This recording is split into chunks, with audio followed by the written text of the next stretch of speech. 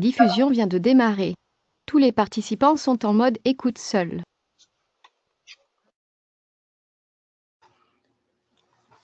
Bienvenue tout le monde à ce 6e webinaire des rendez-vous de l'Atlas. Mon nom est Andréane Blais. Je coordonne les rendez-vous et je suis du Conseil régional de l'environnement au Centre du Québec. Donc, pour ce 6e webinaire, on va traiter de la cible fluviale, donc de l'Atlas des habitats vitaux pour les poissons du Saint-Laurent et leur importance dans la connectivité. Et on a la chance d'avoir avec nous le conférencier Marc Mengelbier que je vais présenter dans quelques instants. Quelques points techniques pour commencer. Si vous m'entendez bien et pour faciliter aussi là, votre gestion des questions, on vous invite à inscrire dans la boîte questions qui se trouve à votre droite, si vous m'entendez bien. Et aussi, nous indiquer si vous êtes plusieurs dans la salle avec vous. Et vous pourrez utiliser aussi les boîtes questions tout au long de la présentation. Nous répondrons aux questions à la fin du webinaire. Donc, vous pouvez indiquer le numéro de la diapositive à laquelle la question se réfère et nous pourrons là échanger avec vous à la fin. Et aussi, on tient à vous mentionner que la présentation va être disponible quelques jours après le webinaire ainsi que l'enregistrement du webinaire. Donc, on vous présente Marc Mengelbier, qui est biologiste chercheur en écologie aquatique, qui œuvre depuis 2016 au sein du ministère responsable de la Fondation de la faune au Québec. Il travaille principalement sur l'habitat du poisson dans le Saint-Laurent. Il a notamment analysé les débarquements historiques des pêches, développé des modèles 2D d'habitat du poisson pour étudier les effets des changements climatiques et de la régularisation du débit sur les poissons et leur habitat. Il a évalué la production biologique des marais aménagés dans la plaine inondable du Saint-Laurent et développé de nouveaux concepts de passes migratoires multi-espèces. Donc, on cède la parole à M. Mengelbier à l'instant. Bonne présentation. Bonjour à tous. Merci beaucoup, Andréane, d'avoir organisé ce cycle de conférences. Ça élargit très bien l'audience. Justement, je trouve que c'est une bonne idée de communiquer ces informations-là à la communauté de pratique. Merci à Delphine aussi d'avoir eu la gentillesse de brancher mon ordinateur. Je n'ai qu'un seul regret, c'est de ne pas pouvoir voir dans les yeux, mais bon, j'imagine que ce sera possible un jour.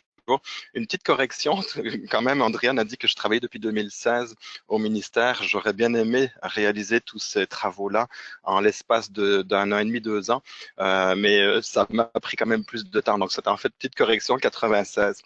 Bon, cela étant dit, je vais vous parler aujourd'hui d'un grand fleuve sur lequel que j'étudie depuis très longtemps. Les travaux, les résultats que je vais vous présenter aujourd'hui résultent de travaux qui ont été réalisés par un grand nombre de partenaires.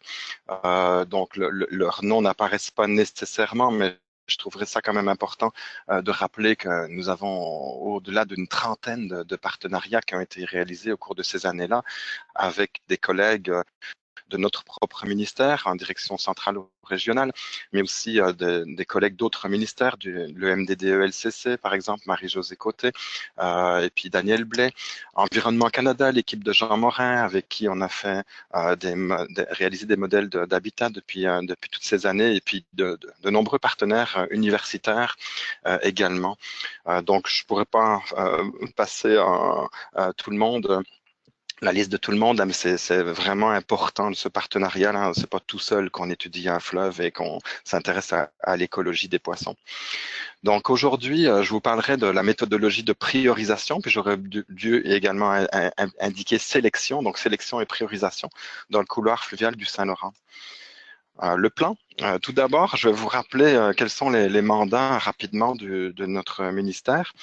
Le contexte de l'étude, je vais prendre du temps, suffisamment de temps pour bien placer les choses avant de vous parler de l'approche par priorisation et ensuite de l'approche par sélection. Je vous parlerai également de 3 encarts que nous avons l'intention de rédiger dans le contexte du plan de conservation des basses terres du Saint-Laurent et on terminera avec les prochaines étapes. Alors tout d'abord, il est important de se rappeler que c'est quelque chose qui n'est pas nécessairement connu. Au Québec, là, le MFFP est responsable des 118 espèces de poissons d'eau douce et migrateurs dans le Saint-Laurent et dans les eaux intérieures, mais avec une mission double. Donc jusqu'à présent, les présentations n'ont fait mention essentiellement que de conservation. Donc effectivement, notre ministère est impliqué dans la conservation de 24 espèces de poissons à statut précaire, mais aussi de différents habitats diversifiés et connectés dans le couloir, là, sur une distance d'environ 350 km, mais aussi la mission double, donc la mise en valeur des pêches en eau douce et des poissons migrateurs de 34 espèces considérées comme récréatives. Et donc c'est important, on oscille entre mise en valeur et entre conservation. Ce sont 2 mandats qu'on a réussi, je pense, à rendre complémentaires. Et puis toute cette gestion, elle est basée sur des inventaires à jour et une science rigoureuse. C'est important pour nous d'asseoir les décisions sur une science qui est à jour et qui est solide. Rapidement, j'aimerais rappeler l'importance de la pêche sportive au Québec. Il y a près d'1 million de personnes qui pratiquent la pêche sportive au Québec et qui génèrent un peu plus de 8500 emplois et plus d'1 milliard de retombées économiques par année. Et c'est ce qui fait que la pérennité des pêcheries a été inscrite dans la stratégie maritime québécoise. Si vous voulez en savoir plus sur le sujet, je vous invite à lire, à prendre connaissance de ce volume spécial du naturaliste canadien sur le Saint-Laurent qui est paru durant l'été 2016 et qui est encore tout à fait à jour et dans lequel on avait notamment produit avec des collègues cet article sur la gestion des poissons d'eau douce et migrateurs dans le Saint-Laurent. Mandat, enjeux et perspectives. Il y a d'autres articles très intéressants également et qui couvrent tout le long du Saint-Laurent. Donc, je vous invite à en prendre connaissance. C'est vraiment un excellent document. J'arrive tranquillement au projet qui nous concerne, donc pour rappeler qu'il s'agit d'un projet multipartenaire, qu'il s'agit d'un projet pluridisciplinaire également, du plan d'action Saint-Laurent, avec une équipe de coordination que vous connaissez bien, puis j'ai récupéré une partie de la diapositive de Marie-Josée et Daniel de la semaine, d'il y a 2 semaines, du 27 mars dernier, donc pour rappeler l'équipe de coordination. Puis j'avais de la difficulté à ne mettre que le système fluvial. Donc, vous êtes ici, effectivement, Donc, vous êtes ici, effectivement, là, le point vert, mais vous êtes ici aussi. Il y a une interaction, évidemment, entre les eaux intérieures, les tributaires, et puis le couloir du Saint-Laurent. Et c'est une bonne raison pour nous de collaborer puis d'effectuer des liens entre les différentes informations dont on dispose dans ces différents milieux et dans ces différents endroits géographiques. Donc, cette conférence couvre le système fluvial. Il en restera une le 17 avril sur les analyses multicibles. Pourquoi un atlas? Pour qui un atlas? Alors, 3 grands objectifs généraux. Le premier, nous désirons identifier les sites qui possèdent les meilleurs potentiels de conservation ou de restauration dans les basses terres du Saint-Laurent pour favoriser le maintien de la diversité, ça c'est notre mission de conservation, mais aussi de la productivité, qui est en lien dans ce cas-ci avec la mise en valeur des poissons. Deuxième objectif, il est important pour nous d'inclure la notion de connectivité dans les plans de conservation afin de protéger en priorité des séquences d'habitats interconnectés qui correspondent à plusieurs étapes du cycle de vie plutôt que des habitats qui sont isolés. Il est important aussi de reconnaître les zones de production, ce qu'on appelle les sources ou les puits, les pertes, ainsi que les grands couloirs de migration. Donc cette notion de connectivité est importante. Troisième objectif, nous désirons également mettre en valeur les données historiques afin de reconnaître que le système Saint-Laurent et ses tributaires, on parle vraiment du Saint-Laurent et de ses tributaires, c'est un ensemble, c'est un système qui est dynamique, qui changent dans le temps et qui changent dans l'espace. Et souligner que certains habitats qui éventuellement ont été perdus suite à des interventions humaines, ben, ils pourraient, dans certains cas, être remis en question. Donc c'est important aussi la question de la référence. Hein, quand on fait de la conservation, on se base sur quel état. L'état, il change, l'état, il est dynamique. Et le fait que certains habitats aient été propices à accueillir des espèces à statut dans certains endroits et que ces habitats ont disparu aujourd'hui, ben, moi je trouverais inapproprié que l'on tienne compte uniquement de l'image aujourd'hui. On sait que ces habitats-là, ils ont déjà existé et on pourrait probablement, dans certains cas, rétablir leur potentiel.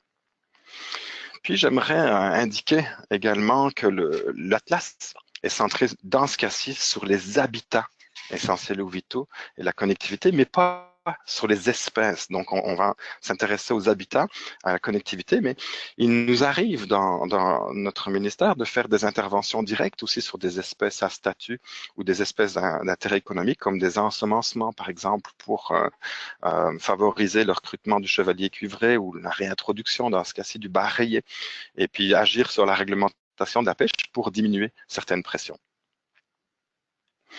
L'aire d'étude, vous l'avez déjà vu quelques fois. On va insister évidemment sur le couloir fluvial ici. Et donc, ce couloir est inclus dans cette grande aire d'étude des Basses-Terres. Et j'ai fait la demande d'ajouter également la petite aire verte qui clignote pour l'instant dans l'estuaire moyen, l'estuaire saumâtre, car elle représente des habitats importants pour le bar rayé et pour les perlants arc-en-ciel, pour certains migrateurs également qui utilisent ce milieu-là. Et c'est un milieu qui est exceptionnellement productif. On va en reparler tout à l'heure. Pourquoi utilise-t-on les poissons comme indicateurs? Eh bien, parce qu'ils intègrent très bien les changements spatio-temporels du milieu. Ils sont sensibles aux pressions et aux perturbations. Autre argument, ils sont faciles à échantillonner. Ils sont utiles pour mesurer les effets des substances toxiques. Ils intéressent les décideurs et le grand public en raison de leur forte valeur patrimoniale et socio-économique. Donc, on peut voir si on utilise, par exemple, une espèce migratrice, ben, elle peut être utilisée comme indicateur relié à la fragmentation, la connectivité. Les espèces intolérantes sont utilisées pour mesurer des indices reliés à la pollution. Puis les espèces exotiques reliées à l'impact qu'elles peuvent avoir sur l'écologie. Donc, on voit que les poissons sont d'excellents indicateurs pour examiner différentes fonctions de l'écosystème du Saint-Laurent. Le contexte hydrophysiographique du Saint-Laurent, c'est important pour moi de vous présenter quelques informations. Le Saint-Laurent, c'est un grand fleuve qui se classe à peu près au 20e rang mondial, dépendamment du critère que l'on va prendre, donc si c'est la longueur, la surface du bassin versant ou le débit annuel. Il y en a d'autres, des critères. L'essentiel de la population du Québec est localisé le long du Saint-Laurent. C'est important parce que ça crée des pressions de tout type dans l'aménagement du territoire. Le Saint-Laurent réalise une connexion entre les Grands Lacs et l'Atlantique, donc une voie migratoire naturelle qui existe depuis très longtemps et qui a été aménagée dans laquelle on a aménagé un chenal de navigation qui fait plus de 250 mètres de large, 11,3 mètres de profondeur jusqu'à Montréal, entre Québec et Montréal. Il y a des barrages qui fragmentent cette connexion entre les Grands Lacs et l'Atlantique et qui créent aussi une régularisation du débit du Saint-Laurent, mais aussi de certains tributaires importants, avec des effets importants sur le système. C'est amusant quand même de se rappeler que lorsqu'on est au lac Ontario, on est à 70 mètres d'altitude et qu'en l'espace de quelques kilomètres, quelques dizaines de kilomètres, on entre dans Montréal et on descend à 8 mètres d'altitude. C'est hallucinant, la dénivellation et la cascade littéralement que ça peut créer, donc les rapides que ça peut créer, les rapides de la Chine, mais également la chute dans le coin de Beauharnois entre le lac Saint-François puis le lac Saint-Louis. Donc, gardons à l'esprit là qu'il n'y a que 8 mètres de différence entre Montréal et Rimouski. C'est pas beaucoup. Le niveau d'eau Et les niveaux d'eau jouent un rôle important dans la segmentation du Saint-Laurent et du système. Donc, on peut voir que entre le lac Saint-François et le lac Saint-Pierre, il n'y a pas de marée jusqu'à Trois-Rivières. Donc, on parle bien d'une section fluviale, le fleuve Saint-Laurent. Mais ensuite, à partir de Trois-Rivières jusqu'à Québec, on parle bien de l'estuaire du Saint-Laurent, mais l'estuaire fluvial parce que ce sont des eaux douces. Ensuite, l'estuaire moyen, le bouchon de turbidité, une région saumâtre qui commence à être salée. Et ensuite, l'estuaire maritime. Donc, c'est un critère qui permet déjà de créer des divisions dans le Saint-Laurent, des unités écologiques, un petit peu comme ce dont parlait Daniel Blais dans leur présentation. Et puis, c'est important aussi de considérer cette hétérogénéité qui est majeure dans le système Saint-Laurent. On a une alternance de lacs fluviaux avec des sections étroites, des archipels. On a des tributaires majeurs qui ajoutent du débit, mais qui modifient aussi les masses d'eau. Puis j'ai l'habitude de dire que le fleuve n'est pas un fleuve, mais plutôt un ensemble de rivières qui courent les unes à côté des autres avec des caractéristiques physico-chimiques qui sont très différentes et qui créent donc, par là, des habitats du poisson qui sont très différents. Donc, n'ayons pas peur des mots, n'ayons pas peur de dire que le milieu physique représente une fondation, littéralement, pour les habitats des 118 espèces de poissons d'eau douce. Ils sont très hétérogènes, ils sont connectés. C'est important, les besoins varient au cours d'un cycle de vie. Vous avez plusieurs cycles de vie dans le bas de la diapositive et qui représentent finalement une biologie et des besoins en habitat qui sont différents. Et tout ça dans un milieu qui est dynamique.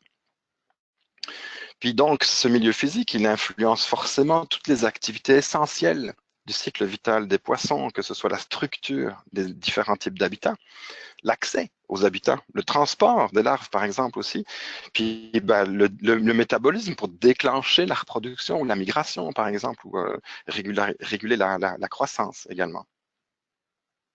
Donc, ultimement, cet habitat et ces caractéristiques d'habitat vont avoir un impact sur l'abondance des poissons, mais aussi sur leur composition et leur diversité, la diversité des espèces. En parlant de diversité des communautés de poissons, Aline Foubert, durant son doctorat qu'elle a soutenu tout récemment, en décembre 2017, Aline a étudié les données du réseau de suivi ichtyologique, qui est un inventaire que l'on réalise dans le Saint-Laurent depuis depuis 1995. Et on peut voir que comme le fleuve est très grand, on ne peut pas couvrir toute cette surface échantillonnée chaque année. Et donc, il nous faut à peu près entre 5 et 6, 7 ans pour réaliser un cycle d'échantillonnage. Et on peut voir que depuis 1995, on a eu 4 cycles et on est dans un 5e. Puis ces données, ces informations-là sont précieuses. Et on a utilisé pendant très longtemps un indice de richesse spécifique, donc le nombre d'espèces.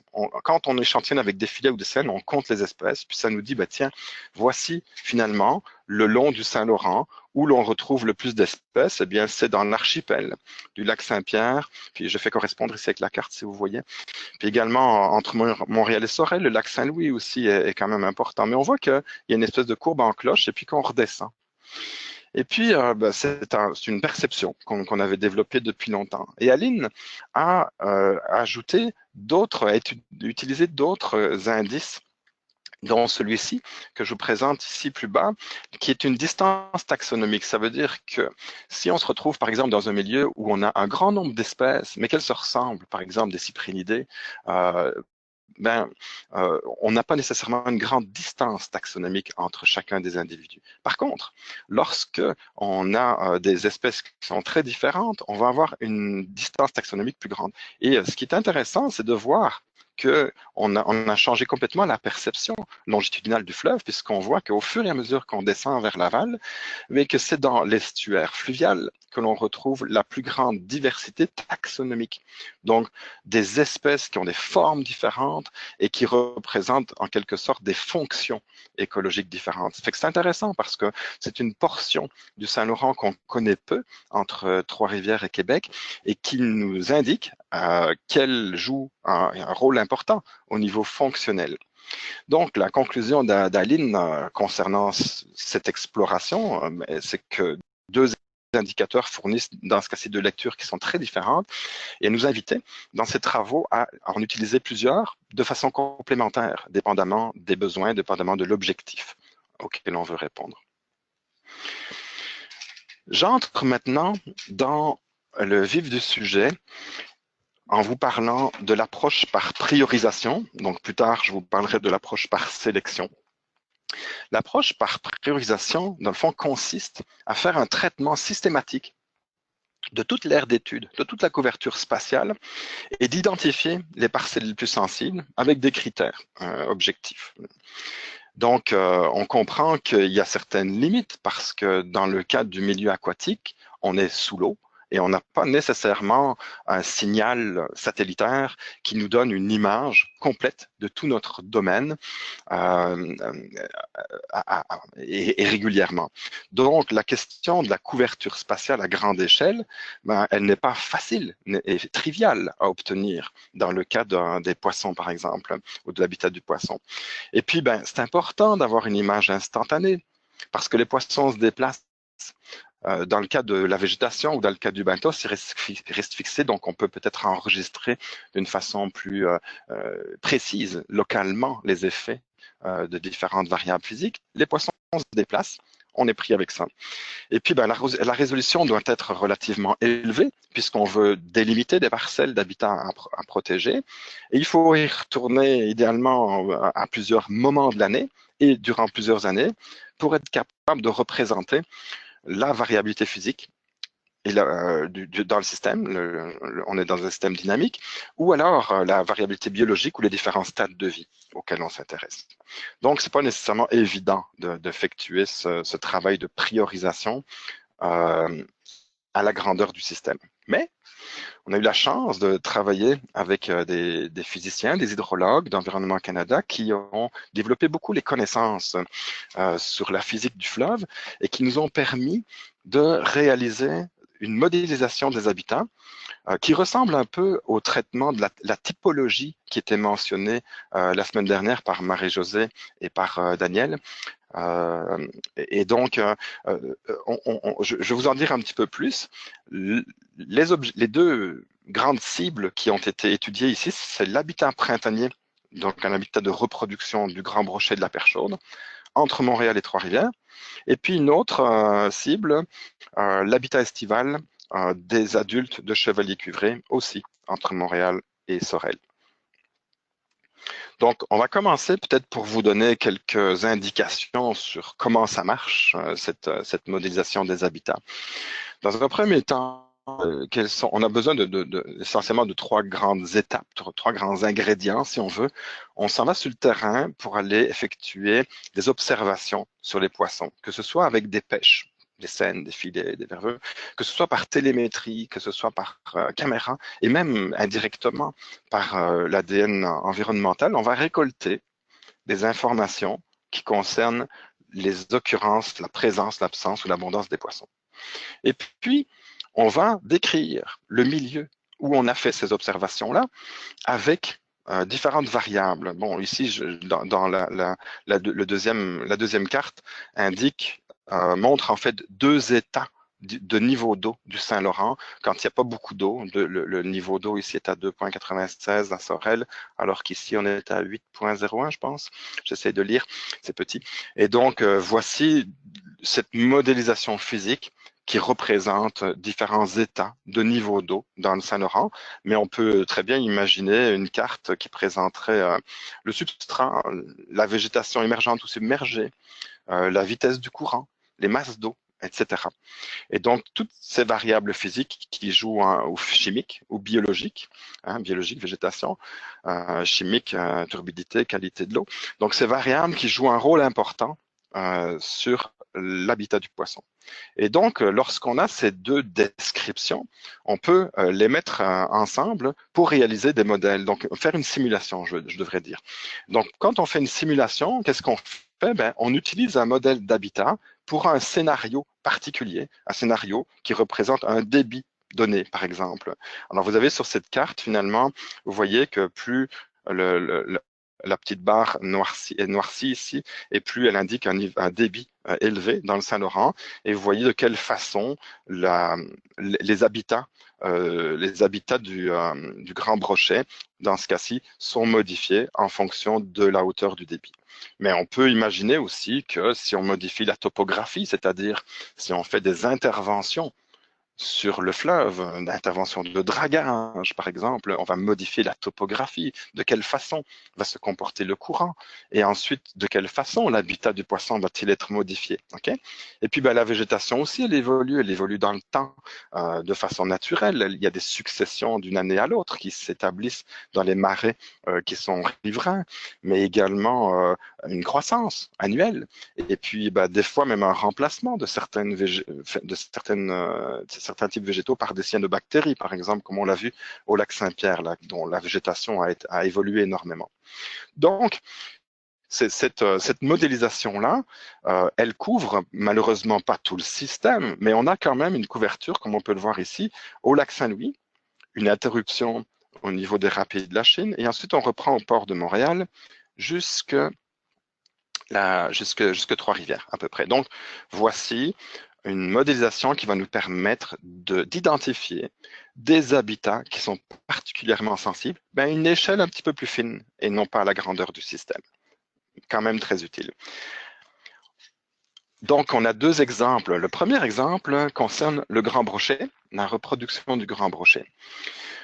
Avec les données qui sont disponibles dans la littérature et des travaux de terrain, on a pu déterminer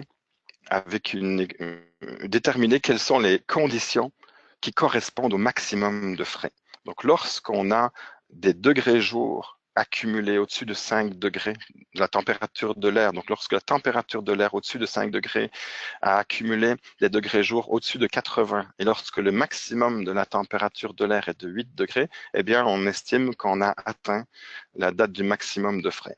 Et donc, on peut s'intéresser maintenant à dire quel est le débit, quelle est la quantité d'eau qui coulait à ce moment-là, et pour voir à quoi peut ressembler la surface inondée qui est accessible pour le brochet et qui présente des qualités différentes. Donc, on utilise trois variables, type de végétation, la vitesse du courant, puis la température, pour déterminer la qualité de l'habitat. Donc, ensuite, on a même considéré dans ce modèle qu'une fois que les œufs sont déposés dans des milieux peu profonds, ça se peut qu'ils soient exposés à une exondation. Le niveau d'eau, il varie, hein, on est dans un système dynamique, et donc ça se peut qu'il y ait une mortalité par exondation. Eh bien, on l'a chiffré. Et donc, en utilisant finalement les conditions qui prévalaient chaque année, entre 1960 et 2017, on a pu faire des cartes. Donc, vous voyez ici, il y a une cinquantaine de cartes, en quelque sorte, qui sont superposées, qui correspondent à des débits différents. Donc, durant le maximum de frais, on a calculé un maximum de frais pour chaque année. On a vérifié le débit pour chaque année, et donc on a été capable de produire une carte qui correspond donc à l'habitat du Grand Brochet. Et donc, plus c'est rouge foncé, meilleur c'est. Donc, on a du rose clair, du rose moyen, puis du rose foncé qui correspondent à un habitat qui est un peu intéressant, moyennement intéressant, puis beaucoup intéressant. Donc, je souligne la petite flèche ici dans la petite bulle pour indiquer que c'est l'étape dans le cycle de vie à laquelle on s'est intéressé, et on aimerait rajouter maintenant d'autres étapes qui sont la nourricerie. Et donc, Aline Foubert, dans son doctorat, a étudié aussi ces habitats de frais du brochet que l'on voit en haut à gauche ici, et également elle a développé un modèle de nourricerie. Puis l'idée, dans une plaine inondable vierge, ça veut dire qu'on a considéré que tout le territoire était utilisable par le brochet, par les marécages, et on a reconstitué les marais, la végétation riveraine, pour être capable d'avoir une idée finalement de si ce sont des bons habitats pour le brochet ou pas. Et donc, cet exercice-là, il a été fait en faisant fi de tous les usages du sol. Et donc, ce qu'elle a fait dans son travail de thèse, c'est qu'elle a fait le lien entre ces habitats de frais et ces habitats de nourricerie pour dire, dans le fond, ça sert à rien d'avoir une frayère qui n'est pas connectée à une nourricerie, aussi grosse soit-elle, parce qu'il n'y a pas de devenir pour les larves. Donc, par contre, lorsqu'on a des habitats de frais et de nourricerie qui sont connectés, eh bien, il y a une plus grande valeur écologique parce que l'espèce peut compléter une plus grande partie de son cycle de vie. Ça, c'était dans le premier chapitre, donc dans une plaine d'inondations vierges. Une fois qu'elle a fait ses calculs, elle a rajouté l'utilisation du sol, la couche d'utilisation du sol, avec les premiers estimés vierges qu'elle avait faites, pour voir maintenant, ben, tiens, qu'est-ce qu'on a perdu, par exemple, à cause de l'agriculture, qui est des usages de certaines pratiques agricoles qui sont réalisées dans la plaine d'inondation durant chacune de ces années. Et donc, c'était une façon d'identifier où sont les secteurs qui sont les plus vulnérables pour le brochet ou pour la perche chaude du lac Saint-Pierre. Et donc, ce qu'on voit ici, sur cette carte, finalement, en rouge, on voit les cultures qui sont essentiellement des cultures annuelles. C'était pour une image en 2017. Et puis, on voit en jaune l'habitat de la perche chaude qui se superpose à bien des endroits avec le milieu qui a été utilisé pour d'autres raisons, pour des raisons agricoles dans ce cas-ci.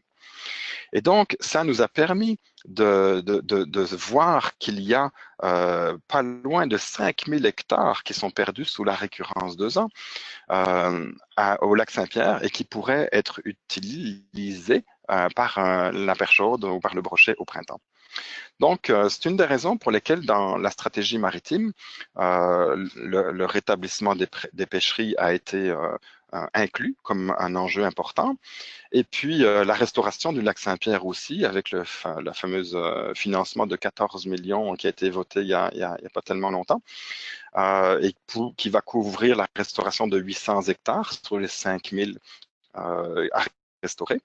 Et puis, également, qui souligne un enjeu d'améliorer la qualité de l'eau un peu plus tard en saison, localement, mais aussi dans les bassins versants qui alimentent le lac Saint-Pierre et dans lequel, finalement, vont croître les larves et les juvéniles des poissons une fois qu'ils auront éclos. Deuxième exemple de priorisation, la modélisation de l'habitat estival du chevalier cuivré. Ça va être plus court, je vous rassure. Donc, une diapositive pour vous présenter des travaux, différents suivis télémétriques qui ont été réalisés sur 32 adultes de chevaliers cuivrés entre 2004 et 2007 et qui ont permis ces observations couplées avec la description du milieu de développer un modèle qui indique que le chevalier cuivré, dans les secteurs entre Montréal et Sorel, eh bien, se retrouve surtout dans des milieux peu profonds. On voit qu'il y a une relation négative avec la profondeur. Dans des milieux qui ne sont pas végétés par le myriophyllum, le myriophylle, mais par contre où l'éthérantère est disponible. Et donc, ce modèle d'habitat a pu être appliqué pour différents débits. C'est ce qu'on voit ici avec la petite barre qui évolue et donc qui montre sur la carte à quoi ressemble l'habitat d'été pour différents états de débit du Saint-Laurent. Un autre exemple qui a été très utile et qui a d'ailleurs été utilisé récemment par la ZIP Seigneurie dans un rapport qui était adressé au port de Montréal et qui visait l'amélioration de l'habitat du chevalier cuivré en lien avec le développement du terminal de Contrecœur. Donc, je n'entrerai pas dans les détails, mais ce modèle d'habitat a été utilisé pour faire une mise à jour 2017 des habitats du chevalier cuivré qui sont exposés au développement maritime. On change d'approche maintenant. On y va par l'approche par sélection. Alors, l'approche par sélection n'est pas une approche systématique dans ce cas-ci, mais plutôt une approche manuelle, on va dire, des habitats qui sont reconnus et qui sont incontournables. Alors, on va bientôt rentrer je vais bientôt vous présenter différents exemples. Donc, dans ce cas-ci, les données sur les pêches historiques, etc., sont très nombreuses, que ce soit des pêches expérimentales historiques, donc qui sont pour la plupart compilées dans différents atlas, au MFFP ou ailleurs, des inventaires de projets, des inventaires et des projets scientifiques contemporains, ou alors la modélisation des habitats et de la connectivité. Puis, si on veut être synthétique, dans le fond, la nature de ces données-là sont toujours soit des observations sur les poissons, soit des observations ou des descriptions de l'habitat, ou alors une combinaison des deux qui peut conduire à une modélisation des habitats.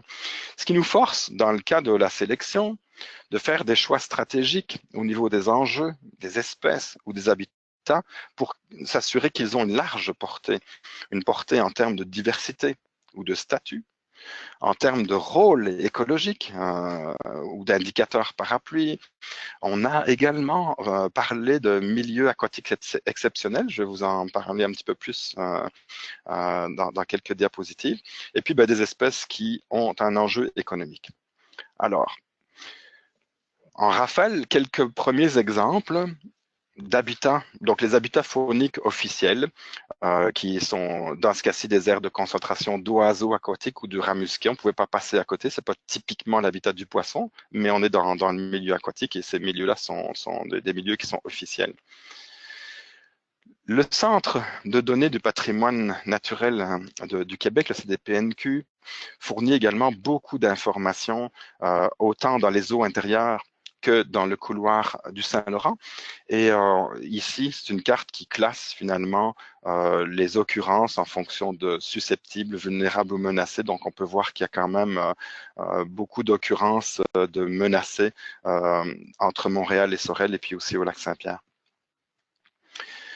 Pour le chevalier cuivré, on a ici une image donc des données de télémétrie avec les observations historiques et les potentiels d'habitat qui ont conduit à identifier des habitats essentiels officiellement selon la loi sur les espèces en péril. Donc tout ce qui est en rouge ici sont des habitats officiels du chevalier cuivré, habitat essentiel officiel. Pour les perles arc-en-ciel, je vais retravailler la carte, mais ça vous donne quand même une indication. Donc, on est plutôt dans l'estuaire moyen du Saint-Laurent, avec une aire de répartition ici de les perles arc-en-ciel de la population de la rive sud. Donc, je précise, avec l'aire de répartition en bleu clair, et puis différentes zones de couleurs qui représentent soit des frayères qui étaient utilisées ou anciennement ou pas. Donc, nous allons retravailler sur cette carte-là, mais je tenais quand même à vous la présenter. Et d'autres qui représentent d'autres habitats également officiels selon la loi sur les espèces en péril. Le bar rayé qui a été réintroduit au début des années 2000 évolue rapidement dans le système. Donc, on a beaucoup d'informations sur le bar et je m'attendrai à ce que à la fois l'aire de répartition et l'habitat essentiel évoluent dans les prochaines années. Et disons que pour l'instant, on peut voir en rose clair donc l'aire de répartition du bar et en rouge les habitats essentiels dans l'Anse Sainte-Anne dans l'estuaire. L'esturgeon jaune, donc en 2015, un travail qui a été commandé par le COSEPAC, conduit par le COSEPAC, ça a été l'occasion en fait de faire le point sur et de mettre à jour les frayères d'esturgeon jaune qui sont pour la plupart localisées dans des embouchures de tributaires le long du Saint-Laurent. Donc vous pouvez voir qu'il y a des nouvelles aires de frais qui ont été ajoutées finalement et dont on peut tenir compte dans les plans de conservation. Et puis, un atlas qui a été produit par Magelby Leclerc en 2001 et qui contient pas loin de 142 rapports et articles scientifiques. C'est un compendium quand même important qui a été réalisé par mes collègues de la région de Montréal-Montérégie, mes collègues à Longueuil. Il y a beaucoup de gens qui ont travaillé là-dessus, les Pierre Dumont, Jean Leclerc, Huguette Massé, Jean Dubé, Lynn Boutillier ont travaillé sur rassembler finalement toutes les informations pertinentes dans le secteur de Montréal, Lanaudière, Lac-Saint-Pierre. Puis depuis les années 40, mais on voit que cet atlas récolte surtout des informations durant les années 70 à 90, à peu près. Et ce sont des observations qui ont été numérisées au 1/20 millième et qui comptent aujourd'hui 338 polygones et 231 points et qui représentent finalement différentes activités, activités de frais potentiels, alvinage, alimentation ou présence. Et donc, ces données-là ont été traitées géomatiquement. Il fallait revoir un peu leur structure, mais pour extraire toutes les frayères de toute espèce confondue. Et donc, voici un résultat qui va être produit dans le plan de conservation des basses-terres du Saint-Laurent. Donc, toutes les frayères environ entre 1960 et 2001 dans ce secteur-là, les voici. Donc, toute espèce confondue, ça va être utile pour identifier les régions sensibles dans le couloir du Saint-Laurent. Et puis, avec Marie-Josée, on a fait une proposition de parler de milieux aquatiques exceptionnels. On parle de milieux forestiers exceptionnels, mais de milieux aquatiques exceptionnels parce qu'il y en a. En faisant l'exploration de toutes les données qu'on avait, on s'est rendu compte, tiens, on pourrait probablement mettre en évidence des milieux, peut-être pas des milieux qui sont à l'état vierge, on trouve des lacs, les lacs sans poissons par exemple, ou dans les eaux intérieures, mais dans le Saint-Laurent, typiquement, des milieux aquatiques exceptionnels qui sont exceptionnels en fait pour des raisons de diversité ou de productivité. Et on a identifié trois cas qui sont les suivants. Donc, les embouchures des principaux tributaires dans le Saint-Laurent ont été étudiées par le ministère, le MDDELCC, dans le cadre de l'indice d'intégrité biotique. Puis, on a eu des bonnes discussions avec Yvon Richard avant qu'il parte à la retraite et on a eu des indications que ces milieux-là, qui sont à l'interface entre les tributaires et le couloir du Saint-Laurent, sont très riches en espèces. Et donc, on avait le goût de les souligner dans le plan de conservation. D'une façon ou d'une autre, il restera à définir à quelle échelle. Pour l'instant, ce sont les 7 principaux tributaires qui ont été décrits pour l'indice d'intégrité biotique, mais on pourrait imaginer en rajouter ou en retrancher, dépendamment de l'échelle à laquelle on va travailler. Les fosses profondes, il y a des fosses profondes dans le Saint-Laurent, là où vous voyez les petites flèches rouges, notamment à l'embouchure du lac Saint-Pierre, à la sortie du lac Saint-Pierre, pas loin de 60 pieds de profond, qui sont utilisés par toutes sortes de poissons. On a trouvé là des grands individus d'esturgeons jaunes lors des sorties avec le navire l'Amsélis en 2007-8-9, mais aussi des juvéniles, donc qui semblent être des pouponnières, des lieux de rassemblement, de refuge probablement, et qui mériteraient d'être décrits. Et puis l'estuaire moyen qui, lui, représente une région du Saint-Laurent qui est extrêmement productive et qui mériterait également d'être soulignée. Il y aura des encarts dans le plan de conservation des basses-terres. Donc, je vous ai parlé du lac Saint-Pierre tout à l'heure, donc dans des encarts dans lesquels nous aurons l'occasion de parler de restauration des habitats, du choix des habitats et des cibles, de connectivité, et puis aussi de restauration de qualité de l'eau des bassins versants. Il y aura un encart qui est prévu sur la connectivité, qui va parler autant de libre passage longitudinal que des connexions, frayères, nourrisseries, et puis de la fragmentation, j'ai appelé ça fragmentation volontaire. Il y a peut-être des cas où on va être content de ne pas rétablir la connectivité si le système est envahi par une espèce telle que la carpe de roseau. Et ce sera aussi un débat à tenir en termes de conservation. Est-ce qu'on ouvre un territoire pour permettre le libre accès ou est-ce qu'on le conserve fermé pour limiter l'envahissement par des indésirables? Et puis, un dernier encart sur les milieux aquatiques exceptionnels dont je viens de vous parler. Les prochaines étapes, pour terminer ma présentation, donc, ce serait de mettre à jour certaines cartes, là, notamment les perlants arc-en-ciel, d'effectuer un découpage des unités écologiques aquatiques en se basant sur le niveau de l'eau, par exemple, et la variabilité du niveau de l'eau. Rédiger les encarts, puis également effectuer un inventaire des pressions et un inventaire donc pression menace sur le système, puis un inventaire aussi des connaissances manquantes. Et bien sûr, de mettre en œuvre le plan. Il ne s'agit pas que d'une étude, mais plutôt de guider tous les organismes qui s'intéressent à la conservation, pas uniquement les ministères, là, dans leur quête. Donc, il y aura des actions également à identifier. Fait que je vous remercie beaucoup pour votre écoute. Je remercie également tous les gens qui ont participé de près ou de loin au travail, aux échantillonnages et puis aussi au travail de bureau, au laboratoire également. Si vous avez des questions, eh bien, je suis disponible. Donc, merci beaucoup, Marc. Oui, effectivement, on s'aperçoit que tu n'aurais pas pu faire ça depuis 2016. Donc, on va passer à la période de questions. La première question, on parle les 800 hectares qui seront restaurés dans le lac Saint-Pierre via le 14 millions seront localisés dans quel secteur et quelle est leur utilisation actuelle? Oui, eh bien, en fait, il y a un plan d'action qui est en préparation relié justement à cette subvention, à ce financement aux 14 millions. Et puis, essentiellement, je m'attends à ce qu'il y ait des milieux sur la rive sud du lac Saint-Pierre. J'essaie de retrouver la diapositive. Voilà. Je m'attends à ce qu'il y ait des milieux au niveau de baie du Fèvre, etc. Mais j'ose pas trop cibler de milieux en particulier parce que c'est mon collègue Philippe Brodeur et la direction régionale de Trois-Rivières qui gère ces aspects-là chez nous.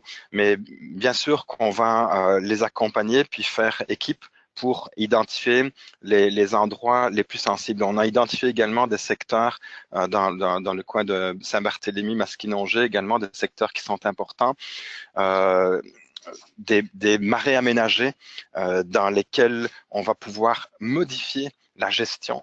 Donc des marais aménagés dont la vocation était essentiellement dirigée vers la sauvagine et que l'on pourrait, dont on pourrait modifier la vocation pour favoriser la fraie ou le vinage des poissons. Mais donc, je ne peux pas en parler précisément parce que ces choses-là sont en train de se construire et c'est encore tout frais. Mais on va pouvoir croiser l'information donc scientifique avec l'information orienter finalement les actions de conservation. Donc, la prochaine question, dans ta présentation, tu as parlé des espèces aquatiques, des oiseaux, du rat musqué, mais on demande ici si d'autres espèces seront ou pourraient être considérées telles que les tortues, la tortue géographique ou des espèces végétales aquatiques. Ben, c'est une bonne idée. Je n'ai pas énormément d'informations sur la tortue. Bon, la tortue molle à épines, je sais que dans le Richelieu, elle est importante. Et puis dans le cadre d'une étude que l'on mène avec la commission mixte sur le bassin lac Champlain-Richelieu, on s'intéresse à la tortue molle à épines, puis il y a certainement une région de recouvrement, les basses terres du Saint-Laurent. Donc le bas Richelieu est vraisemblablement inclus dans les basses terres du Saint-Laurent aussi. Donc c'est à voir et c'est ouvert. Ce qu'il faut comprendre, c'est que le plan de conservation des basses terres est à sa 2e édition et que la première édition ne contenait pas d'informations sur le milieu aquatique. Et donc, c'est la première édition sur laquelle on travaille maintenant. Et si on a affaire à un système qui est dynamique, on va avoir aussi affaire à un atlas et à un plan de conservation qui va être dynamique. Donc, on essaie d'être le plus complet possible et c'est une bonne idée. Je prends note de cette question concernant une couche d'informations sur les tortues et sur d'autres grands groupes d'espèces. Je travaille sur les poissons en particulier, mais je pourrais effectivement connecter avec d'autres collègues. Une autre question, pouvons-nous avoir une mise à jour sur le suivi de l'érosion des rives et au niveau des actions là, pour agir à ce niveau-là? L'érosion des rives, c'est une étude en soi. Il y a quelques doctorats qu'on pourrait faire là-dedans. Je sais que Denis Lehoux et Diane Dauphin au Service canadien de la faune ont fait des travaux qui datent du début des années 2000 à ce sujet et qu'il y a eu des stations pour effectuer le suivi de l'érosion qui ont été déployées à différents endroits. Je ne crois pas qu'il y ait beaucoup d'énergie qui soit déployée dans ce sens et je pense moi aussi que c'est quelque chose qui devrait être développé. Donc oui, dans le futur. On n'a pas d'autres questions. C'était la dernière question qui a été posée. Donc, on te remercie énormément, Marc, pour l'excellente présentation. Là, de nombreux participants ont mentionné notamment là, que c'était très intéressant. Donc, juste avant de te laisser le dernier mot, on invite les gens à s'inscrire pour le dernier webinaire qui va traiter de la cible multi-cible, donc l'ensemble des cibles considérées dans une même analyse. Et pour ceux qui sont intéressés, les rendez-vous de la classe vont culminer avec le forum des rendez-vous de la classe qui a lieu le 25 et 26 avril prochain. Donc, il reste environ une dizaine de places disponibles pour le forum pour ceux qui veulent s'inscrire. Donc, Marc, on te laisse le dernier mot. Eh bien, je vous remercie pour votre intérêt, puis j'espère être là dans les prochaines années, les 20 prochaines années, pour d'abord compléter les connaissances, mais aussi voir la mise en œuvre de la conservation et de la restauration qu'on aura ciblée. Fait que j'espère qu'on va être de plus en plus nombreux à adhérer à ce grand projet. Merci. Merci à tous. Bonne journée.